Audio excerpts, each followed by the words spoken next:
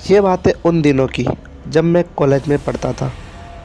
College में हम camp के लिए सारे स्कूल के सभी छात्र और हमारे अध्यापक एक जंगल में घूमने गए थे। मेरे दोस्तों को और मेरे को लकड़ियाँ ढूंढने का काम मिला था। हम सारे जंगल के अंदर लकड़ियाँ ढूंढने चले गए। तभी मैं अपने दोस्तों से लकड़ी ढूंढते ढूंढते थोड़ा आगे निकल गया और ज़ोरदार की बारिश आने लगी। मैं एक पेड़ के नीचे खड़ा था। तभी मेरे को लगा कि यहाँ पर चलना ठीक नहीं है, हमको यहाँ से चलना चाहिए। तो मैं वहाँ से दौड़कर आगे भागने लगा उस बारिश के अंदर ही। तभी मेरे को एक सामने हॉस्पिटल दिखा जिसमें लिखा हुआ था आर्मी हॉस्पिटल।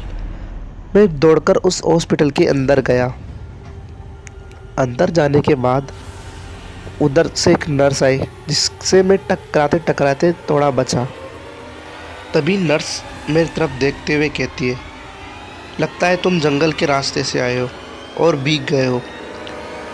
तो फिर मैं पूछता हूँ उससे कि आपका नाम क्या है और आपको कैसे पता कि मैं जंगल से आया हूँ। तो उन्होंने कहा मेरा नाम डी जॉली है। नर्स का नाम डी जॉली था। तो डी जॉली ने कहा कि एक काम करो, सामने जाकर एक बूढ़ी अम्मा होगी जिससे कपड़े मांग लेना, वरना तुमको सर्दी हो जाएगी। तो मैंने हाँ में जवाब देकर मैं डी जॉली ने बताए गए रास्ते पर निकल गया, मतलब उसके रूम की तरफ निकल गया। मैं 10 कदम चला ही था कि किसी ने मेरे कंधे पर हाथ रख दिया और मैंने देखा तो एक फौजी साहब थे जिनका नाम उस पर कर्नल लिखा हुआ था, आनंद कर्नल। तो मैंने पूछा कि सर आप। तो फिर उन्होंने कहा हंसते हुए कि तेरे को सर्दी हो जाएगी और तू उस कमरे में से कपड़े ले आ और पहन ले। तो फिर मैं बोलता हूँ हाँ कि डी जॉली मैम ने भी यही कहा था कि उधर से कपड़े ले आ। तो फिर वो फौजी साहब बोलते हैं हंसते हुए, हाँ हाँ उनसे भी मिल लिया।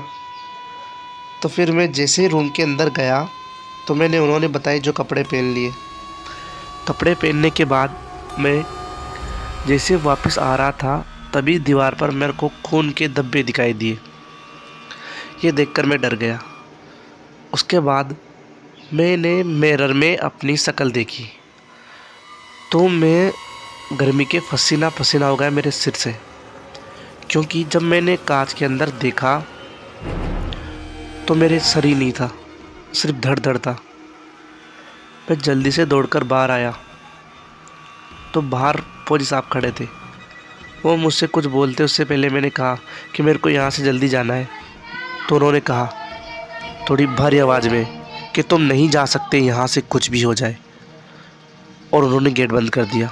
उन्होंने कहा कि यहाँ पर बैठो, मैं तुमको कहानी बताता हूँ।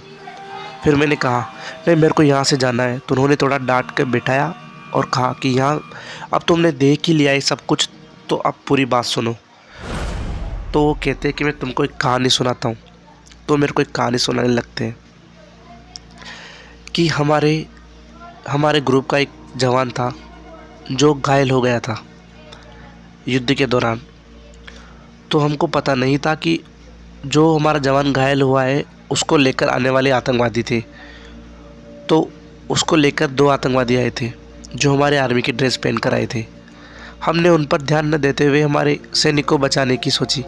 तो हमने उनको एडमिट किया और उन दोनों को हमने हॉस्पिटल के अंदर ही इमरजेंसी रूम दे दिया। जैसे उसका इलाज चल रहा था तभी एकदम से जोर का विस्फोट होता है और विस्फोट के दौरान हमारे सभी जवान सभी मारे जा चुके थे और वो खून के धब्बे सभी उन्हीं जवानों के हैं। फिर मैं पूछता हूँ उनसे कि फिर आप जिंदा कैसे बचे। तो फिर हंसते हुए जवाब देते हैं वो कि ये जो हॉस्पिटल की घटना है ये अभी फ़िलहाल 9-10 साल पहले की है और मेरे को मरे हुए 25 साल हो गए। उसके बाद मेरे को जब होश आया तो मेरे सामने मेरे ग्रुप के टीचर और मेरे दोस्त थे।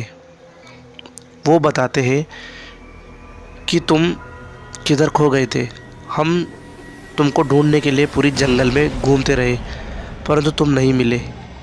फिर एक कर्नल साहब जो फौजी थे वो तुमको अपनी कार के अंदर लेकर आए। तुम बेहोश की हालत में थे। हम सबको मिले तो वो हम चारों को भी छोड़कर हमारे कैंप पर लेकर आए, तो हम भी उन्हीं की कार के अंदर आए थे। फिर हमने पूछा कि आपका नाम, आपकी तारीफ़, तो उन्होंने कहा कि वो सब आपको यही बताएगा और जो बताएगा वो सब सत्य बताएगा। उसके बाद वो वहाँ से चले गए। दोस्तों, कहानी कैसी लगी? कहानी अच्छी लगी हो तो वीडियो को लाइक करना है, चैनल को सब्सक्राइब करना है, प्यारा सा कमेंट ज़रूर कर देना। धन्यवाद दोस्तों।